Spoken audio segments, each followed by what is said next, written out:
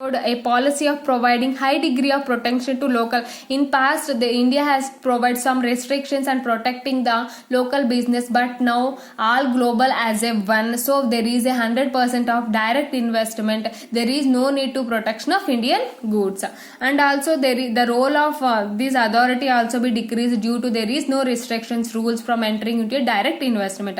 Also the role of central planning in regulation growth of different sectors of trade. There is a different sectors of trade and industries has been progressively reduced based on the 100% direct investment. Today we are discuss the introduction of the Indian trade policy. What is the Indian Today we discuss the introduction to the Indian trade policy, and also what is the need for the trade policy, and what is the export policy of India, and what are its objectives, and what is the import trade policy in India, and what are its objectives, and also objectives of Indian trade policy. Up to now we completed.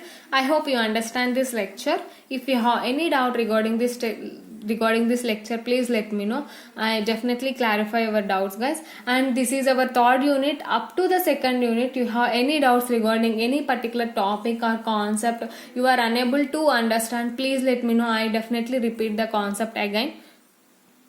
I hope you understand this lecture.